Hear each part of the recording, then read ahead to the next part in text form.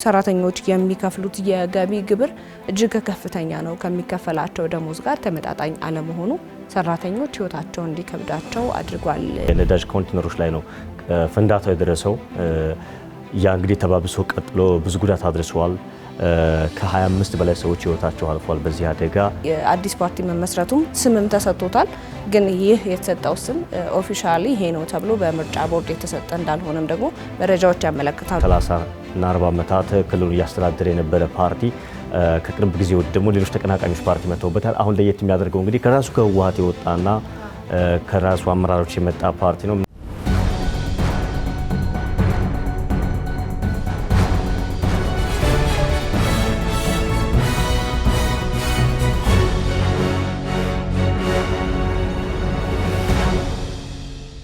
ሰላም ጤና ይስጥልን ተመልካቾቻችን፣ እንደምን ሰነበታችሁ? አሻም የሚዲያ ዳሰሳችን እነሆ ሳምንቱን ጠብቆ ወደ እናንተ መድረሱን ጀምሯል። እንግዲህ በሳምንቱ ምን አይነት አበይት ጉዳዮች የትኞቹ ናቸው፣ ምን ጉዳዮችስ ተነሱ በሀገር አቀፍና በውጭ የሚለውን የምንዳሰስበት አሻም ሚዲያ ዳሰሳችን ተጀምሯል። መሰናዶን እያዘጋጀን እኔ መስከረም አዲሱና ባልደረባዬ ብርሃን ሸቴ አብረናችሁ ቆይታ እናደርጋለን። ብርሃን እንደምን አደርክ? እንደምን አደርሽ መስከረም?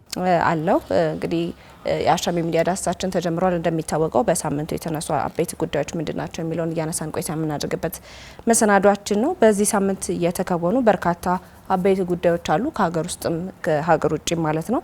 በዚህ ሳምንት ከተመለከትናቸው ዋነኛ ጉዳዮች መካከል የመጀመሪያው የተወካዮች ምክር ቤት 44ኛ መደበኛ ስብሰባውን አካሂዶ ነበር ከሰሞኑና በዚህም የተለያዩ ውሳኔዎችን አሳልፈው ነበረ። ካሳለፋቸው ውሳኔዎች መካከልም የውጭ ሀገር ዜጎች የማይንቀሳቀስ ንብረት የማፍራት መብት እንዲኖራቸው ወይም ደግሞ ባለይዞታዎች የሚሆኑበትን አሰራር ለመደንገግ ረቂቅ አዋጅ አውጥቷልና ይህ አሰራር መዘርጋቱ የውጭ ሀገር ካፒታል በኢትዮጵያ ላይ ለመስራትና እንዲውል ለማድረግ ያበረታታል፣ እንዲሁም ደግሞ የቤት ችግሮችን ለመቅረፍ ይረዳል የሚሉ ሀሳቦች ተነስተው ነበረ። በዚህ ጉዳይ ላይ አንተስ ምን ትላለህ? መልካም እንግዲህ ቀደም ሲል እንዳነሳሽው ባሳለፍነው ሳምንት ብዙ አበይት ጉዳዮችን ከሀገር አቀፍም ከውጭም የሰማንባቸው ሳምንታት ነበሩ። ቀደም ሲል እንዳነሳሽው ሀሳብ ስመለስ የኢትዮጵያ ተወካዮች ምክር ቤት ቀደም ሲል ባነሳሽው ርዕሰ ጉዳይ ማለትም ደግሞ የውጭ ሀገር ዜጎች በኢትዮጵያ የማይንቀሳቀስ ንብረት ባለቤት እንዲሆኑ ያስችላል የተባለ ረቂቅ አዋጅ ነው የመራው ማለት ነው። እንግዲህ በእርግጠኝነት ይጸድቃል ተብሎ ይታሰባል። ዓላማው እንግዲህ ወደ ለመጽደቅ ከመሄዱ በፊት እንግዲህ ብዙ ተመክሮበትና ብዙ ውይይት ተደርጎበት ሀሳቦች ተወርደው ነው ወደዚህ ደረጃ የሚደርሰውና በተደጋጋሚ እንደሚነገረው በተለይ ደግሞ እንደዚህ አይነት ውሳኔዎች የፎሬን ዳይሬክት ኢንቨስትመንት የምንለው ወይም ደግሞ የቀጥታ የውጭ ኢንቨስትመንትን ለመሳብ ያግዛሉ ተብሎ ይታሰባልና ይሄ ደግሞ በተለይ ደግሞ የውጭ ሀገር ዜጎች በሌላ ሀገር መጥተው የንብረት ባለቤት መሆን የሚያስችላቸው መብት ሲኖር ያለ ስጋት በየትኛውም ጊዜ በየትኛውም ቦታ ንብረት ማፍራት እንዲችሉና ለዚህ ለስራ እድል ፈጠራ እንዳጠቃላይ ለሀገሪቱ ኢንቨስትመንት እንቅስቃሴ ምቹ ተደራሽ መሆኗን የሚያሳይና ሌሎች የኢንቨስትመንት ስራዎችም መዳረሻ እንዲሆን ያደርጋል ተብሎ የሚታሰብበት ሁኔታ ነው ያለው። እንዳልከው ነው የውጭ ሀገር ዜጎች በኢትዮጵያ የቤት ንብረት ወይም ደግሞ የማይንቀሳቀስ ሀብት ባለቤት ሲሆኑ የተለያዩ ጥቅሞች እንደሚኖሩት ነው የተነሳው በምክር ቤቱ ላይ። ከዚህ መካከል ቀደም ብዬ እንዳነሳውልህ የቤት ወይም ደግሞ የመኖሪያ ቤት ፍላጎትና አቅርቦትን ሚዛናዊ ለማድረግ እንደሚረዳ፣ የቤት ልማት ተደራሽነትን ለማነቃቃትም ይረዳል ነው የተባለው ሲመከርበት ማለት ነው። እንዲሁም ደግሞ በተጨማሪ ቅድም እንዳልከው ፎሬን ኢንቨስትመንት እንዳልከው ለዜጎች የስራ እድልን ለመፍጠር እጅግ ትልቅ ጠቀሜታ አለው ተብሏል። በዚህም በረቂቅ አዋጁ ላይ ምክር ቤቱ ከተወያየ በኋላ ውሳኔ እንዲተላለፍበት በሙሉ ድምጽ ወስኗል ማለት ነው። እንግዲህ ወደፊት ይሄ ነገር ጸድቆ ኢትዮጵያ ውስጥ ተግባራዊ ሲሆን እነዚህ ቅድም ያነሳናቸው የመኖሪያ ቤት ፍላጎቶችን ከመቅረፍ አኳያ የስራ እድል ከመፍጠር አኳያ እንግዲህ እንደምታውቀው በኢትዮጵያ ብዙ የስራ እድል ያላገኙ ወጣቶች አሉ። እንዲሁም ደግሞ የመኖሪያ ቤት ችግር እንደሚታወቀው ነው። በተለይ ደግሞ አዲስ አበባ ላይ እነዚህን ችግሮች ይቀርፋል ተብሎ የሚጠበቅ ነው። እንግዲህ ውሳኔው ሲተላለፍ ደግሞ በአዲስ መተን ደግሞ የምንመለከተው ይሆናል ማለት ነው። ከሰሞኑ ደግሞ ከምክር ቤቱ በመቀጠል ሌላ አበይት ጉዳይ ተብሎ የተነሳው በጠቅላይ ሚኒስትሩ የምስራቅ አፍሪካ ጉዳዮች ሚኒስቴር ሆኖ የተሾሙት አቶ ጌታቸው ረዳ ሲመራ የነበረው የህወሓት ቡድን ተካፍሏልና ይህ የተከፈለው ቡድን የራሱን ፓርቲ ለመመስረት መነሳቱ እጅግ አነጋጋሪ ሆኖ የቆየ ጉዳይ ሆኗል። በዚህም እንግዲህ አዲስ ፓርቲ መመስረቱም ስምም ተሰጥቶታል። ግን ይህ የተሰጠው ስም ኦፊሻሊ ይሄ ነው ተብሎ በምርጫ ቦርድ የተሰጠ እንዳልሆነም ደግሞ መረጃዎች ያመለክታሉ።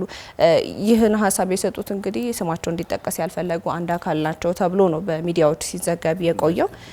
ፓርቲውም እንግዲህ በሊበራል ዴሞክራሲ ጽንሰ ሀሳብ ላይ የሚመራ ነው ተብሎለታል። ስሙ ሙሉ ስሙ ትግራይ ሊበራል ዴሞክራቲክ ፓርቲ በማለት እንደሚጠራ ነው የታወቀው። ነገር ግን ይህ እንትን ምርጫ ቦርድ ውሳኔ ስላላገኘ ሊሻሻልና ሊቀየር እንደሚችል መረጃዎች ያመላክታሉ። አንቺ እንዳልሽው ነው በሊበራል አይዲዮሎጂ ነው የመጣው። ቀደም ሲል እንደገለጽሽው በተለይ ደግሞ ከጦርነቱ በኋላ ፕሪቶሪያ ስምምነት ከተፈጸመ በኋላ ሁላችንም እንደምናውቀው ለ2 ዓመታት የቆየ ጊዜያዊ አስተዳደር አለ። በእነዚህ በሁለት ዓመታት በተለይ ደግሞ በጊዜያዊ አስተዳደሩና በዚህ በህወሓት በድርጅቱ ክልሉን በሚያስተዳድረው ማለት ነው ከፍተኛ የሆነ ልዩነት ነበረ።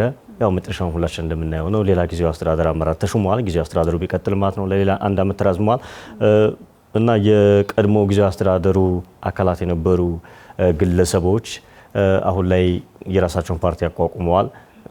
አቶ ጌታቸው ረዳ የቀድሞ ጊዜያዊ አስተዳደሩ ፕሬዝዳንትና በአሁኑ ወቅት ደግሞ የጠቅላይ ሚኒስትር አብይ አህመድ የምስራቅ አፍሪካ ጉዳዮች አማካሪ ሚኒስትር ተደርገው ተሾመዋል ከ1 ወር በፊትና እሳቸው የመሩት ፓርቲ ነው። እንግዲህ አሁን ላይ ሚያዝያ ወር ላይ ነው የምንገኘው። ግንቦት ወር ላይ እንግዲህ መግቢያው አካባቢ የኢትዮጵያ ብሔራዊ ምርጫ ቦርድ ስለ ፓርቲው አጠቃላይ እውቅና ይሰጠዋል ተብሎ የሚታሰባል። ከዛ ኦፊሻል እንደ ፓርቲ እንቅስቃሴ ጀምራል ተብሎ ነው የሚታሰበው። እንግዲህ ክልል አቀፍ ነው። ያ ማለት በትግራይ ክልል ነው የሚንቀሳቀሰው። እንግዲህ ያው በትግራይ ክልል ከህወሓት ወይም ደግሞ ላለፉት 30 እና 40 ዓመታት ክልሉን እያስተዳደረ የነበረ ፓርቲ ከቅርብ ጊዜ ወዲህ ደግሞ ሌሎች ተቀናቃኞች ፓርቲ መተውበታል። አሁን ለየት የሚያደርገው እንግዲህ ከራሱ ከህወሓት የወጣና ከራሱ አመራሮች የመጣ ፓርቲ ነው። ምናልባት አማራጭ ፓርቲ መኖሩ ለፖለቲካ ስለምህዳሩ አሪፍ ሊሆን ይችላል። በሌላ በኩል አሁን ክልሉ ከሚገኝበት ሁኔታ ደግሞ ምን አይነት ነገሮች ሊከሰቱ ይችላሉ የሚለውን እንግዲህ በተከታይ የምናየው ይሆናል። መልካም እንዳልከው ነው። እንደውም ከዚሁ ጋር ተያይዞ አሻምም በዚህ ጉዳይ ላይ ተንተርሳ ፖለቲካ ተንታኞችን አነጋግራ ነበርና ይህ የፖለቲካ ፓርቲ መመስረቱ ጥሩ ነው የሚል አንደምታ ያላቸው የፖለቲካ ተንታኞችንም አግኝተናል። የትግራይ ሊበራል ዴሞክራሲ ፓርቲ ተብሎ የሚጠራው አሁን ላይ የተጠራው ወደፊት ደግሞ ጉባኤ ሲካሄድ ወይም ደግሞ በምርጫ ቦርድ ላይ ስሙ ሊቀየር ይችላል ነው የተባለው። ወደፊት ደግሞ ስሙ ተቀይሮ ልናየው እንችላለን። እንዲሁም ተግባራዊ የሆነ ወይ ነው ፓርቲው ኦፊሻሊ ፓርቲ ተብሎ እስኪሰየም ድረስ መጠበቃችን የማይቀር ጉዳይ ነው። ወደፊት እንመለስበታለን ማለት ነው። እዚሁ ከፓርቲዎቹ ላይ ሳንወጣ አብንም ከሰሞኑ 3ኛ ስራ አስፈጻሚዎች ኮሚቴ ስብሰባውን አካሂዶ ነበረ። በዚህም ራሱን የቻለ መግለጫ አውጥቶ ነበር። ኢትዮጵያ ያለችበትን ሁኔታ አስመልክቶ ሀገራዊ ጉዳዮችን በሚመለከት የራሱን መግለጫ አውጥቶ ነበረ። በመግለጫውም እንደተመለከትነው እንግዲህ በተለይ ደግሞ በአማራ ክልል ሰላም እንዲረጋገጥ የኢትዮጵያ ብሔራዊ ጥቅም እንዲከበርም በመግለጫው ያካተተው ጉዳይ ነው። በዋነኝነት ኢትዮጵያ ሰላሟ መመለስ አለበትና ወደ መረጋጋቱ ብትመጣ የሚል ሀሳብን ይዞ መግለጫዎቹን አውጥቶ ነበር። የእርስ በርስ ጦርነቶች በኢትዮጵያ እየተካሄዱ ያሉ የእርስ በርስ ጦርነቶች እንዲቆሙ፣ በኢትዮጵያ ሰላምና መረጋጋት እንዲኖር የሚል ሀሳብ በ3ኛው የስራ አስፈጻሚዎች ኮሚቴ ስብሰባ ላይ ተወያይቶ መግለጫ አውጥቷል ከሰሞኑ። አዎ የአማራ ብሔራዊ ንቅናቄ ወይም አብን በቅርቡ ባካሄደው 3ኛ ስራ አስፈጻሚ ኮሚቴ ስብሰባ ላይ ከጉባኤው በኋላ መግለጫ አውጥቶ ነበር። የመግለጫው ይዘት እንግዲህ ጠቅለል ሲል ስለ ሀገራዊ ምክክር ኮሚሽኑ ዳስሷል። አጠቃላይ ስላለው ስለ ክልሉም ስለተቋቋመበት ክልል ከዛ ባለፈ ደግሞ በሀገራዊ ጉዳዮችና በቀጠናዊ ጉዳዮች በምስራቅ አፍሪካ ስላሉ ክስተቶች ስለሚከናወኑ እንቅስቃሴዎች ጂኦፖለቲካ እንቅስቃሴዎች በሰፊው የዳሰሰበት መግለጫ ነበረ። በዚህ መግለጫው እንግዲህ የሀገራዊ ምክክሩ ስትራቴጂካዊ የጋራ መፍትሄ የምንፈልግበት እድል ይሆናል ብዬ አምናለሁ የሚል ነው አንድምታ ያለው መግለጫ ነው የሰጠው። በዚህም እንግዲህ ህብረተሰቡ በንቃት እንዲሳተፍ ጥሪ አቅርቧል ፓርቲው። ከዛ ባለፈ ጦርነት የችግሮች መፍቻ ብቸኛ መንገድ ነው የሚል የተሳሳተ መንገድ ላይ መቆም የለብንም፣ ይህንን ነገር ማስወገድ መቻል አለብን። የእርስ በርስ ጦርነት አሸናፊም ተሸናፊም ስለማይኖረው ይሄ ደግሞ ሀገርንም ህዝብንም ኢኮኖሚንም ይጎዳልና ከነዚህ ነገሮች ልንታቀም ይገባል የሚል አጠቃላይ ይዘት ያለው ጉዳይ ነው ያነሳው። ከዛ ባለፈ ደግሞ ኢትዮጵያ በቀጠናው በተለይ ደግሞ በምስራቅ አፍሪካ ይሄ ከባህር በር ባለቤትነት ጋር በተያያዘ ጥቅሟ ሊከበር ይገባል የሚል የኢትዮጵያ ብሔራዊ ጥቅም እንዲከበር የሚያተትም መግለጫ ወጥቷል። ወይም ደግሞ በመግለጫው እነዚህን ርዕሰ ጉዳዮች ዳስሷል አብን። እንዳልከው ነው። በዋነኝነት እንግዲህ ሰላማዊና ሀገራዊ ጥቅምን በሚመለከት መልኩ ነው መግለጫው የወጣው። የተለያዩ ፓርቲዎች ከህወሓትንም ጨምሮ አብንም ጨምሮ እንግዲህ መግለጫዎችንና አዳዲስ ሀሳቦችን በዚህ ሳምንት አበይት ጉዳዮች ብለው ሲያነሱ እኛም ደግሞ ወደ ተመልካቾቻችን አድርሰናል ማለት ነው። አሻምም ተመልክታ ነበር የአብንን ጉዳይ መግለጫውን ተንተርሳ የዜና ሽፋንና ዘገባዎችን ስትሰራም ቆይታለች። እንግዲህ ከሀገር ውስጥ አበይት ከሚባሉ ጉዳዮች እነዚህ ሶስቱ ናቸው። በቀጣይ ደግሞ ትላንትና ማለትም ሐሙስ ዕለት የኢትዮጵያ ሰራተኞች ቀን ተከብሯል። ይህም በኢትዮጵያ ለ50ኛ ጊዜ በዓለም አቀፍ ደረጃ ደግሞ ለ136ኛ ጊዜ ተከብሯል። ሰራተኞች ቀን ከመከበሩ በፊት ኢሰመኮ መግለጫን አውጥቶ ነበር በሰራተኞች ዙሪያ። ይህም ምንድነው? ሰራተኞች የሚከፍሉት የገቢ ግብር እጅግ ከፍተኛ ነው፣ ከሚከፈላቸው ደሞዝ ጋር ተመጣጣኝ አለመሆኑ ሰራተኞች ህይወታቸው እንዲከብዳቸው አድርጓል የሚል መግለጫን ሰጥቶ ነበረ የበዓሉን አስመልክቶ በተገኘበት መግለጫ ማለት ነው። አዎ እንዳልሽው ነው። እንግዲህ ለ136ኛ ጊዜ በዓለም አቀፍ ደረጃ በሀገራችን በኢትዮጵያ ደግሞ ለ50ኛ ጊዜ ነው የሰራተኞች ቀን የተከበረው። ቀደም ሲል እንዳልሽው የኢትዮጵያ ሰራተኞች ማህበራት ኮንፌዴሬሽን ሮብ ዕለት መግለጫ ሰጥቶ ነበረ በዓሉ ከመከበሩ ቀደም ብሎ ማለት ነው። እና በተለይ የሰራተኞች ኑሮ ሁኔታ አሳሳቢ እንደሆነ በመግለጫው አብዛኛው ክፍል የዳሰሰው የሰራተኞች ህይወት እንዲሻሻል በመጠየቅ ነበረ ለመንግስት። እንዲሁም ደግሞ ከዛ ባለፈ የሚያገኙት ሰራተኞች ወደ እጃቸው የሚገባ የገንዘብ መጠንና መልሶ የሚያወጡበት ታክስ መልኩ የሚያወጡት አሁን ካለው ነባራዊ ሁኔታ አንጻር እንደ ሀገር ካለንበት ነባራዊ ሁኔታ አንጻር ተመጣጣኝ እንዳልሆነ፣ ይሄ ደግሞ በሰራተኞች ህይወት ላይ ተጽዕኖ እየፈጠረ እንደሆነ ነው የተነሳው። ስለዚህ ወደፊት መንግስት ለሰራተኞች ትኩረት ሰጥቶ በተለይ ከአሁን በፊትም በተደጋጋሚ ሲያነሳቸው የነበሩ ጉዳዮች አሉ። ማህበራት ኮንፌዴሬሽኑ ምንድናቸው? በተለይ ደግሞ ታክሶች እንዲቀነሱ በተደጋጋሚ ሲጠይቅ ነበረ እና ደግሞ ደሞዝ ማሻሻያዎች እንዲደረጉ በተደጋጋሚ ጠይቋል። ያው መንግስት ለሰራተኞቹ ጥቅምት ወር ጀምሮ ተግባራዊ ያደረገው የደሞዝ ጭማሪ አለ። እሱ እንዳለ ሆኖ ግን አሁን ደሞዝ መጨመሩ ሳይሆን ተመልሶ ከግብሩ ጋር በተያያዘ ሲታይ ተመልሶ ደሞዙ ቫልዩ የማይኖርበት ወይም ደግሞ ለውጥ የማይኖረው ሆኖ ይታያል እና ይሄ ነገር እንዲሻሻል ግብር ላይ መንግስት ትኩረት ሰጥቶ እንዲሰራ በተደጋጋሚ ሲጠይቅ የነበረበት ሁኔታ ነው የነበረው። በትናንትናው ዕለት እንግዲህ እንዳልነው ለ50ኛ ጊዜ በተከበረ የሰራተኞች ቀን ወይም በዓለም አቀፍ ደረጃ 136ኛ ጊዜ ማለት ነው ኮንፌዴሬሽኑ በድጋሚ ትኩረት ሰጥቶ የገለጸው ጉዳይ ይህን ነበር። እንዳልከው ነው። በመግለጫው መለስ ልበልልህና መግለጫ በሰጠበት ወቅት በኢትዮጵያ ያለው የዋጋ ግሽበት የደሞዝ ተከፋዩን የመግዛት አቅም በእጅጉ አዳክሞታል። በዚህም ደግሞ ሰራተኛው እጅግ እየተጎዳ ነው። ዝቅተኛ የደሞዝ ወለል አለመወሰኑ ደግሞ እንዳለ ሆኖ ሰራተኞች የሚከፈላቸው ደሞዝ አነስተኛ ሆኖ ሳለ ከፍተኛ የገቢ ግብር እንዲከፍሉ መጠየቃቸው ኑሯቸውን ወደ ታች እንዲያሽቆለቁል በልቶ ለማደር እስከ መቸገር እንደሚደርሱ ነው በመግለጫው እየጠቀሰው። በትናንትናው ዕለት ማህበሩ በዓለም አቀፍ ደረጃ 136ኛ በኢትዮጵያ ደግሞ ለ50ኛ ጊዜ የሚከበረውን የሰራተኞች ቀን አስመልክቶ አስምሮበታል። በቃ በትክክል የዝቅተኛ ደሞዝ ወለል ተከፋዮች ውሳኔ ሊያገኙ ይገባል። እንዲሁም ደግሞ በኢትዮጵያ ያለው የዋጋ ግሽበት የኑሮ ሁኔታውን የሰራተኛውን የኑሮ ሁኔታ በጣም እያሽቆለቆለው ነው።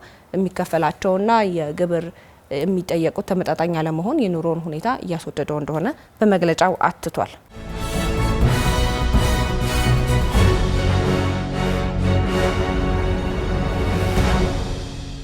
ተመልካቾቻችን አሻም የሚዲያ ዳሰሳችን አሁንም ወደ እናንተ መድረሱን እንደቀጠለ ነው። ከሀገር ውስጥ የነበሩ በዚህ ሳምንት የተከወኑና አበይት ተብሎ የተነሱ ጉዳዮችን ስናነሳ ቆይታ አድርገናል። አሁን ደግሞ ወደ ባህር ማዶ ተሻግረን በዓለም አቀፍ ደረጃ ምን ተከሰተ፣ ምን አዲስ ነገር አለ የሚለውን እንቃኛለን ማለት ነው። እንግዲህ ሰሞኑን አዲስ ነገር ተብሎ በተለያዩ ሶሻል ሚዲያዎችም እንዲሁም ደግሞ የተለያዩ መረጃዎች ሲጠቁሙ የተመለከት ነው። በኢራን ከፍተኛ የሆነ ፍንዳታ ተከስቶ ከ500 በላይ ሰዎች ላይ ጉዳት እንደደረሰ መረጃዎች ይጠቁመው ነበረ። ይህም ደግሞ ፍንዳታው የተነሳው የነዳጅ ጣቢያ ላይ ነው ተብሏል። በዚህም እስራኤል እጇ አለባት የሚባል ጉዳይም ተነስቶ እንግዲህ በጣም መነጋገሪያ ሆኖ የቆየ ጉዳይ ነው። አው ያው እንደሚታወቀው ሁለቱ ሀገራት ያሉበት ሁኔታ ይታወቃል፣ የባላንጣነቱ። ስለዚህ አንዱ ጋር ለደረሰው ጥቃት ሌላኛው ተጠያቂ ይደረጋል። እንዳልሽው ግን ኢራን ውስጥ ባንድራባስ የምትባል ከተማ አለች፣ በደቡባዊ ኢራን የምትገኝ ከተማ። እዛ ላይ ነው የነዳጅ ኮንቴነሮች ላይ ነው ፍንዳታው የደረሰው። ያ እንግዲህ ተባብሶ ቀጥሎ ብዙ ጉዳት አድርሰዋል። ከ25 በላይ ሰዎች ህይወታቸው አልፏል በዚህ አደጋ። እንዳልሽው ከ500 በላይ ሰዎች ናቸው የቆሰሉት። ስለዚህ በዚህ ጥቃት እንግዲህ ከ3 ቀን በኋላ ያው የአደጋውን 80% መቆጣጠር ተችሏል። አሁን ላይ የአደጋ ስጋት ጊዜው እንዳለው ከሆነ 80% ተቆጣጥረናል በትክክል። ነገር ግን ከጥቃቱ በኋላ የኢራን የሀገር ውስጥ ሚኒስትር እስካንዳር ሞማኒ አንድ አስተያየት ሰጥተው ነበረ። ባንዳር አባስ ከተማ ለደረሰብን የፍንዳታ ጥቃት የእስራኤል እጅ አለበት ብለን እናምናለን የሚል ሀሳብ ሰጥተዋል። እስራኤል በበኩሏ ግን ኢራን ውስጥ ለተፈጸመው ፍንዳታ ምንም አይነት እጇ እንደሌለባት አስተባብላለች። በተመሳሳይ መልኩ እንግዲህ ደግሞ በዚሁ ቀን ዛሬ 3ኛ ቀኑን የያዘው የእስራኤል ውስጥ የተከሰተ የእሳት አደጋ አለ። የእሳት አደጋ እንግዲህ ያው እስራኤል በዚህ ባሳለፍነው ሳምንት የነጻነት ቀኗን አክብራለች። በዚህ ወቅት እንግዲህ ርችት እየተኮሰ ነበረ፣ ለደስታ ተብሎ ማለት ነው። ለደስታ የተኮሰው ርችት ግን በጣም አሳዛኝ በሆነ መልኩ ያው ቃጠሎ አስከስቶ እስካሁን ድረስ ያልበረደ ቃጠሎ ነው ያለው። ከ150 በላይ ባለሙያዎች ተሰማርተዋል። ነገር ግን እስካሁን ድረስ መቆጣጠር ባለመቻሉ እንደ አጋጣሚ ሆኖ በዓለም ላይ የእሳት አደጋን መቆጣጠር ከሚችሉ ሀገራት ተርታ የምትሰለፈው እስራኤል ነች። በተለይ ደግሞ አንዳንድ ሀገራት ላይ የተከሰቱ የእሳት አደጋዎች ባለሙያዎችን ሁሉ እስከ መላክ ደርሳለች። ነገር ግን አሁን ባለው ሁኔታ የራሷን አደጋ መቆጣጠር እንዳልቻለች ነው። ከዚህም አልፎ እንግዲህ ዓለም አቀፍ ትብብር እንዲደረግላት ጠይቃለች። እሳት አደጋው መቆጣጠር ባለመቻሉ ማለት ነው። ቴልአቪቭ ከዋና ከተማዋ ቴልአቪቭ እስከ ኢየሩሳሌም ባለው መስመር አሁን በአሁኑ ወቅት በደረሰው የእሳት አደጋ መንገዶች ዝግ ተደርገዋል ተብሏል። ስለዚህ መንቀሳቀስ አይቻልም እና ይሄ የሚያሳየው ደግሞ የአደጋውን መስፋት ነው። ያው ከፍተኛ አደጋ ነው የደረሰው። በነገራችን ላይ በአጋጣሚ በርችት በተነሳ እሳት ቃጠሎ ከፍተኛ ጉዳት በከተማዋ እንደደረሰ ተገልጿል። ግን መለስ ብዬ ሳነሳለ ደግሞ ቅድም በኢራን የተከሰተው የነዳጅ እንትን ላይ ቴህራንና ዋሽንግተን በኦማን ላይ 3ኛው ዙር የኒውክሌር ውይይት ላይ በማድረግ እያሉ ነበር ይህ አደጋ የተከሰተውና እጅግ አስደንጋጭ እንዳደረገውም ነው መረጃዎች የሚጠቁሙት። እንግዲህ በእሳት አደጋና በፍንዳታ በኩል ኢራንና እስራኤል ቢወቃቀሱም በየሀገራቱ ግን የራሳቸውን የሆነ ችግሮች እያስተናገዱ እንደሆነ መረጃዎች ይጠቁማሉ። እንዳልሽው ነው። ሁለቱ ሀገራት እንግዲህ እንዳልነው ለአመታት ባላንጣነታቸው የዘለቀን ይሄ በጥላትነት ከተፈራረጁ ቆይተዋል። አንዱ ሀገር ለደረሰው ጥቃት ሌላኛውን ጥያቄ ማድረግ ነገር አለ። ምናልባት አይተን እንደተመለከትነው ከሆነ ኢራን ውስጥ ለተፈጠረው ጥቃት እንግዲህ ኢራን እስራኤልን ተጠያቂ አድርጋለች። ያው ኢራን እጅ የለበትም ብትል ማለት ነው። እስካሁን ባለው ሁኔታ ያው ይሄ ርችት ተኩስ መሆኑና ያው ለደስታ ተብሎ ተኩስ ያው አደጋ ስለተከሰተ ነው እንጂ ምናልባትም ደግሞ እስራኤልን በተደጋጋሚ ሀገር ውስጥ ለተፈጠሩ ችግሮች ኢራን ተጠያቂ ስታደርግ ቆይታለች እና ይሄ ምናልባትም ዓለም አቀፍ ማህበረሰብ የሚያውቀው ስለሆነ የተዘለለ እና ደግሞ ያው ሁሉም የሚያውቀው ስለሆነ ያው ለፍረጃ መች ባለመሆን ሊሆን ይችላል። ነገር ግን ሁለቱ ሀገራት ያው እርስ በርስ የተወቃቀሱ ባለበት ሁኔታ እርስ በርስ ደግሞ እያንዳንዳቸው ደግሞ የራሳቸው ችግር ውስጥ ገብተዋል ማለት ይችላል። ደግሞ አደጋው ተመሳሳይ ነው። እሱም የቃጠሎ አደጋ ነው። ለመወቃቀስ ሁለቱም ሀገራት ይጠቅማቸዋል አደጋው የእሳት መሆኑ። ቀጥሎ ደግሞ ከሰሞኑ እንግዲህ የካናዳ ምርጫ መነጋገሪያ የሆነ ጉዳይ ነው። የማርክ ብሩኔ የካናዳው ምርጫን አሸንፏል። ይህም ደግሞ ትንሽ መነጋገሪያ ሆኖ የቆየ ጉዳይ ነው። ካናዳ በአሁኑ ወቅት ብሔራዊ ምርጫ ተካሂዷል። ባሳለፍነው ሳምንት አበይት ከነበሩት ጉዳዮች መካከል አንዱ ነው እና እንግዲህ እስካሁን ካለው ሁኔታ ለየት የሚያደርገው ምንድን ነው? አዲሱ ጠቅላይ ሚኒስትር ማርክ ካርኔ ወደ ስልጣን ከመጡ ገና 2 ወር አልሞላቸውም። ካርኔ እንግዲህ ቀደም ሲል ሊበራል ፓርቲ ነው ካናዳን እያስተዳደረ ያለው። ነገር ግን አሁንም ቢሆን ካናዳን እያስተዳደረ ያለው ፓርቲ ለ4ኛ ጊዜ አሸንፏል። የቀድሞ ጠቅላይ ሚኒስትር ጀስቲን ትሩዶ ጥር ላይ ነው ኃላፊነታቸውን የለቀቁት። አሁን ባለው ሁኔታ በኃላፊነት መቀጠል እንደማይፈልጉ ካሳወቁ በኋላ ፓርቲያቸው በሳቸው ምትክ እንግዲህ ማርክ ካርኔን አመጡ። ላለፉት 2 ወራት ማልሞሉትም ካርኔ እያስተዳደሩ ይገኛሉ ማለት ነው። እንግዲህ በመሀል ምርጫ ያደረገ ፓርቲያቸው ለ4ኛ ጊዜ እሳቸው ደግሞ ለቀጣይ ጊዜያት መምራት የሚያስችላቸውን ድምፅ አግኝተዋል። እንግዲህ ገዢው ፓርቲ ለተከታታይ 4 ዓመት ነው ቀደም ሲል እንዳልኩት እድል ያገኘው የመምራት ማለት ነው። የጠቅላይ ሚኒስትሩ የሊበራል ፓርቲ ያሸነፈበት እንግዲህ አንዱ ምክንያት በተለይ ደግሞ አዲሱ ጠቅላይ ሚኒስትር ከዚህ ከአሜሪካው ፕሬዝዳንት ጋር ያላቸው ግንኙነት እንደ ባላንጣነት የሚታይ ሆኖ ነው ያለበት። ምክንያቱም የታሪፉ ጉዳይ አለ። ከዛ ባለፈ ደግሞ 51ኛ ግዛት እናደርጋታለን ካናዳን የሚል ንግግር ተናግረው ነበር ፕሬዝዳንት ዶናልድ ትራምፕ እና እኛን መስበር አይችሉም፣ እኛን ካናዳን መስበር አይችሉም የሚል ነገር ተናግረው ነበረ ካርኔና ያ ነገር በካናዳውያን ዘንድ ተወዳጅ አድርጓቸዋል። አሁን ባለው ሁኔታ ደግሞ በተለይ ካናዳ ውስጥ ባለው ሁኔታ በዚህ በታሪፍ ሁኔታ ካናዳውያን በአሜሪካ ምርቶች ላይ ያለመጠቀም ዘመቻዎች አሉ። እነሱን የማጠናከር ነገር ልክ አሁን ፕሬዝዳንት ትራምፕ ሜክ አሜሪካ ግሬት እያሉ ይሄ ስብናቸውን ለመገንባት እንደሚያደርጉት አይነት ነገር ካርኔም ተመሳሳይ ጥረት ያደርጋሉ እና ያ ነገር ተወዳጅነት አትርፎላቸዋል ተብሎ ይታሰባል። ስለዚህ ምርጫውን ለማሸነፍ አንደኛ እንደዚህ አይነት ነገሮችን ማስጠበቁ በተለይ ደግሞ በህዝቡ ዘንድ ተወዳጅ ያደርጋቸዋል ብለን ተስፋ እናደርጋለን። በዚህም ነው አሸናፊ ሊሆኑ የቻሉት። ቀጥለን ህንድና ፓኪስታን አሁንም ውጥረት ውስጥ ገብተዋል። እንግዲህ ሁለቱ ሀገራት ከዚህ ቀደምም የሚያጣላቸውና የሚያሻማቸው ነገር ነበረ።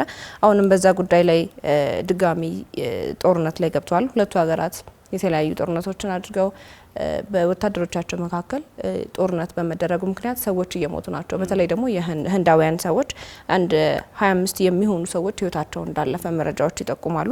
የግጭቱ ምክንያት ምንድነው? ሁለቱ ሀገራትን ከዚህ በፊትም ሲጣሉበት በነበረው ግዛት ካሽሚር ግዛት በሚባለው ላይ ህንዳውያን ቱሪስቶች በመገደላቸው ነው የሚል መረጃ ነው የወጣው። ግድያ በመፈጸሙ ምክንያት ሁለቱ ሀገራት አሁን ውጥረት ላይ ናቸው የሚሉ መረጃዎች በሰፊው እየተዘዋወሩ ነው ሰሞኑን። አዎ ቀደም ሲል እንዳልሽ ነው የሁለቱ ሀገራት አሁን ባሉበት ሁኔታ እንግዲህ የተባበሩት መንግስታት ድርጅትም አሜሪካ ማስጠንቀቂያ እየሰጡ ያሉበት ሁኔታ ነው ያለው። ምክንያቱም ግጭቶች ተባብሰው እንዳይቀጥሉ ነው። ሁለት ነገሮች አሉ። የመጀመሪያው እንግዲህ አወዛጋቢ ቦታ ላይ ነው ይህ ሁኔታ የተፈጸመው ማለትም ካሽሚር ማለት ነው። የይገባኛል ጥያቄ አለ ሁለቱ ሀገራት እዛ ግዛት ላይ ይገባኛል ጥያቄ። ከዛ ባለፈ ደግሞ እንግዲህ እንዳልሽው ህይወታቸው ያለፉት የህንዳውያን ዜጎች ናቸው። ይህን በተመለከተም እንግዲህ የህንዱ ጠቅላይ ሚኒስትር ናሬንድራ ሞዲ ከፍተኛ ወታደራዊ አመራሮችን ሰብስበው ንግግር አድርገው ውይይት አድርገው ነበረ። ውሳኔዎችን አሳልፈዋል። ያለሳቸው ፈቃድ በየትኛውም አጋጣሚ ትንኮሳ በተፈጸመ ሰዓት ፓኪስታንን ማጥቃት የሚችሉበት ሁኔታ እንደተፈቀደላቸው ያሳወቁት። ይህን ተከትሎም እንግዲህ ስጋት የደቀነው ነገር ምንድነው? ሁለቱም ሀገራት የኒውክሌር ባለቤት ሀገራት ናቸው። ይህ ነገር ሁኔታውን ይበልጥ ሊያባብሰው ይችላል የሚል ነገር ነው ከተንታኞች እየተነሳ የሚገኘው። ከዛ ባለፈ ፓኪስታን ከዚህ ከግጭቱ የተኩስ ልውውጥ ከተደረገ በኋላ የሀገር ውስጥ ጉዳይ ሚኒስትሩ አንድ መረጃ ወጥቶ ነበረ። የደህንነት መረጃዎች ጠቁሞኛል ባለው መሰረት እንግዲህ ህንድ በ36 ሰዓታት ውስጥ ጥቃት ትፈጽምብኛለች የሚል ነገር ያው የኢንተለጀንስ መረጃዎች ደርሶኛል ብሎ አሳውቃ ነበረ ፓኪስታን ማለት ነው። ለዚህም እንግዲህ የፓኪስታን መንግስት ወሳኝ ምላሽ ይሰጣል የሚል ነገርም ነበር የገለጸውና ምናልባትም ሁለቱ ሀገራት እንደው የተባበሩት መንግስታት ድርጅት መግለጫ እንዲሁም የአሜሪካ ማስጠንቀቂያ ነገሮች እንዲበርድ ካላደረገ በስተቀር አሁንም ደግሞ እንደምናየው የሩሲያና ዩክሬን ጦርነት አለ፣ እዚህ ሱዳን አለ፣ እዚህ መካከለኛው ምስራቅ ያለው እስራኤልና ጋዛ ውስጥ ያለው የእስራኤልና የሐማስ ጦርነት አለ። ይህ ሁሉ ባለበት ሁኔታ ደግሞ ሌላ የጦርነት ፍሮንት መከፈቱ ትንሽ ለዓለም እንዳጠቃላይ ለግሎባል ሲስተሙ አስቸጋሪና ይበልጥ ነገሮችን ውስብስብ የሚያደርግበት ነገር ነው ያለውና ተባበሩት መንግስታት ድርጅትም በዛ መልኩ ነው መግለጫውን ያወጣውና ሁለቱ ሀገሮች እንዲታቀቡ ወደ ግጭት ሊያመሩ ከሚችሉ ነገሮች እንዲቆጠቡ ነው ማሳሰቢያ የሰጠው። እንዳልከው ነው እንግዲህ በዓለም አቀፍ ደረጃ የተለያዩ እርስ በርስ ጦርነቶች እየተካሄዱ ይገኛሉ። ከፍተኛ ተብሎ ከሚጠራው እንግዲህ የዩክሬንና ሩሲያ ጦርነት እስካሁን አላበቃም። በጣም ከፍተኛ የሚባል ጥቃትን ያደረሰ በዜጎች ላይ ጉዳት፣ ሰብአዊ ቀውሶች እየተከሰቱ እንዳልከው ደግሞ የእስራኤልና የሐማስ ጦርነት አለ። ሌሎች ጦርነቶች በዓለም አቀፍ ደረጃ አለና ይህ አዲስ የፓኪስታንና የህንድ ጦርነት መከፈቱ እንዳልከው ለዓለም እጅግ ከፍተኛ ስጋትን ያሳድራል። በተለይ ደግሞ ሁለቱ ሀገራት የኒውክሌር ባለቤት መሆናቸው እንዴት ነው ለእርስ በርሳቸው ዜጎች ለዜጎች እንዲፈራሩና ለህይወታቸው ስጋት እንዲሆን በእንደዚህ አይነት ጦርነቶች የሚከሰቱ ግጭቶች አብዛኛውን ጊዜ ትኩረት የሚያደርጉት ዜጎች ላይ ነው። ሰብአዊ ቀውስ የሚደርሰው ዜጎቹ ላይ ነው እና እንደዚህ አይነት ቀውሶች መከሰታቸው በዓለም አቀፍ ደረጃ ትንሽ ስጋትን የሚጭሩ ናቸው። ወደፊት ደግሞ እንግዲህ ምን ይፈጠራል? እንደ ሌሎች ሀገራቱ እነዚህ ሁለቱ ሀገራትም ድርድር ላይ ይሆኑ ይሆናል። ማን ያውቃል? እንግዲህ ወደፊት አይተን ደግሞ የምንመለስበት ይሆናል። ቀጥለን ደግሞ ወደ ሩሲያና ዩክሬን እናመራለን። ከሰሞኑ የሩሲያና ዩክሬን ጉዳይም አበይት ተብሎ ሲዘዋወር የነበረ መረጃ ነው። አዎ እንዳልሽ ነው። የሩሲያና ዩክሬን ጦርነት ቀደም ሲል ስታነሱ ስለነበረ ሌላ ጦርነት ገባ እንዳይከፈት ስንል የነበረው በዚህ ጉዳይ ነውና እንግዲህ ሀገራቱ ሁለት ዓመታቸውን ጨርሰው ሶስተኛ ዓመታቸው ላይ በጦርነት ከገቡ ማለት ነው። ይሄ ጉዳይ እንግዲህ እየተወሳሰበ የሄደበት አጋጣሚ ነው ያለው። አሜሪካ ጦርነቱ እንዲቆም ፍላጎት እንዳላት በተለይ በፕሬዚዳንት ትራምፕ ዘመን በአንድ ቀን ውስጥ አስቆመዋለሁ የሚል ንግግር ተናግረው ነበር ፕሬዚዳንቱ። እስካሁን ድረስ የተደረጉ ጥረቶች አሉ። እስካሁን ድረስ ግን ውጤታማ አልሆኑም። አዲሱ ነገር ምንድነው? እንግዲህ የጦርነት አድማሱ እየሰፋ በመጣ ቁጥር የተራዘመ በመጣ ቁጥር አድማሱም እየሰፋ ይመጣልና ቀደም ሲል የተለያዩ በተለይ ደግሞ የእንግሊዝ የስለላ ድርጅት M16 ሰሜን ኮሪያ ወታደሮቿ ወደ ሩሲያ ልካለች የሚል ነገር ቀደም ሲል አውጥቶ ነበረ መረጃ። በባለፈው ጊዜያት እኛም ስንዳስሰው ቆይተን ነበረ። ሰሜን ኮሪያ ልካለች ግን እሷ አላኩ ማስተባበያ ስትሰጥበት የቆየችበት ጉዳይ ነበረ። እና አዲሱ በወጣው መረጃ እንግዲህ ባሳለፍነው ሳምንት ለዛሬ ለሚዲያ ዳሰሳችንም የመረጥነው ጉዳይ ምንድነው ሰሜን ኮሪያ ራሷ ወታደሮቿ መላኳን አምናለች በአሁኑ ሰዓት። ሩሲያም ወታደሮቿን ከሰሜን ኮሪያ ወታደሮች እንደተላኩላት አምናለች። ነገር ግን ሁለቱ ሀገራት በግልጽ ምን ያክል ወታደር እንደተላከና እየደረሰ ስላለው ጉዳት እንትን አላሉም። በአንጻሩ አሜሪካ የዚህ የሁለቱ ሀገራት እንግዲህ ሰሜን ኮሪያም ወታደር ልክ ያለው ማለቷን ሩሲያም ወታደሮች እንደተላኩ ማረጋገጧን አልወደደችውም። ያ ማለት የሰሜን ኮሪያ ወታደሮች በዩክሬን ጦርነት መሳተፋቸው የጦርነቱን አድማስ ያሰፋዋል፣ ጦርነቱ ይባባሳል፣ የተወሳሰበ ይሆናል የሚል ስጋት እንዳላት አሜሪካ ገልጻለች። ሶስተኛ ወገኖች በዚህ ጦርነት የተሳተፉ ሶስተኛ ወገኖች እንግዲህ ኃላፊነት ይወስዳሉ የሚል መግለጫ በዋይት ሀውስ ስፖክስ ፐርሰን ቃል አቀባይ አማካኝነት መግለጫ ወጥቷል። ስለዚህ ሶስተኛ ወገን ሰሜን ኮሪያ ናቸው። አሜሪካ ምናልባት ምን አይነት ያለችውን ያጸፋ እርምጃ ምን አይነት እርምጃ ትጠቀም ቻለች አብረን የምናየው ቢሆን ማለት ነው። ይህ በእንዲህ እንዳለ እንግዲህ የደቡብ ኮሪያ የኢንቴሊጀንስ ቢሮ ያወጣው መረጃ አለ 15,000 ወታደሮች ከሰሜን ኮሪያ ወደ ሩሲያ ተልከዋል። ከነዚህ መካከል 600ዎቹ በውጊያው ላይ ህይወታቸው አልፏል። 4,000 የሚሆን ደግሞ ቆስለዋል የሚል መረጃ ነው የወጣው። እንግዲህ ቀደም ሲል እንዳልኩት የሰሜን ኮሪያና የሩሲያ ግንኙነት ያው ከጊዜ ወደ ጊዜ የተጠናከረ የመጣበት ሁኔታ ነው ያለው። እንግዲህ ሚሊተሪ ድጋፍም እስከ ማድረግ ነው የደረሰው። ሰሜን ኮሪያና ደቡብ ኮሪያ ደግሞ ያው ቀደም ሲል እንዳነሳናቸው እንደ ኢራንና ከዛም ባለፈ ከኢራንና ከእስራኤልም ባለፈ ትልቅ ባላንጣ ሀገራት ናቸው። በአንድ ወቅት አንድ ሀገር የነበሩ ያው እንግዲህ ሰሜንና ደቡብ ተብለው የተከፋፈሉ ናቸው። እንዳጠቃላይ ሰሜን ኮሪያ የምታደርገው እንቅስቃሴ የደቡብ ኮሪያ የኢንቴሊጀንስ ቢሮ በተደጋጋሚ መረጃዎችን ያወጣል። ልክ እንደ M16 እንደ እንግሊዙ የኢንቴሊጀንስ ቢሮ በተደጋጋሚ ሲያስጠነቅቅ ነበር ሰሜን ኮሪያ ወታደሮቿ ልካለች በሚልና አሁን አሃዛዊ መረጃ ነው ያወጣው። ይህም እንግዲህ አሃዛዊ መረጃውን ያወጣው ሰሜን ኮሪያ ወታደሮቿን መላኳን ካመነች በኋላ ነው። 15,000 በላይ ወታደሮች ተልከዋል። 600 የሚሆኑት ደግሞ ህይወታቸው አልፏል። 4,000 የሚሆኑት ደግሞ ቆስለዋል የሚለውን ደግሞ በአሃዝ አስደግፎ ያወጣበት ሁኔታ ነው ያለው። እንግዲህ ሰሜን ኮሪያ ወታደሮቿን ወደ ሩሲያ መላኳ እንግዲህ ከዩክሬን ጋር ያላትን ጦርነት ያሸንፋል ወይም ታሸንፋለች የሚል ሀሳብም ስላላት ነው ወደ ሩሲያ ወታደሮቿን የላከችና 600 ያህሉ ደግሞ ህይወታቸው እንዲያልፉ የተደረገውም በዚሁ ምክንያት ነው። ያው ሁለቱ ሀገራት ጦርነቶች ሲኖሩ የሆነ ሀገር አንድን ሀገር ይደግፋል። ስለዚህ የሚደግፈው አካል ደግሞ እንዲያሸንፍ ስለሚፈልግ ግን ከዚህ ቀደም ሰሜን ኮሪያ አላኩም ብላ ድርቅ ብላ እንደነበረ ተሰምቶ ነበረና አሁን ላይ ማመኗ እንደውም ጥሩ ነው። አሜሪካም ጣልቃ መግባቷና ውዝግቡ እንዲቆም ጦርነቱም እንዲቆም ሀሳብ መስጠቷ በጣም መልካም የሚባል ጉዳይ ነው። ከዚሁ ጋር አያይዘን የምናነሳው ደግሞ አሜሪካና ዩክሬን የማዕድን ስምምነትን አድርገዋል። ከሰሞኑ መረጃዎችም ሲጠቁሙ ነበረ።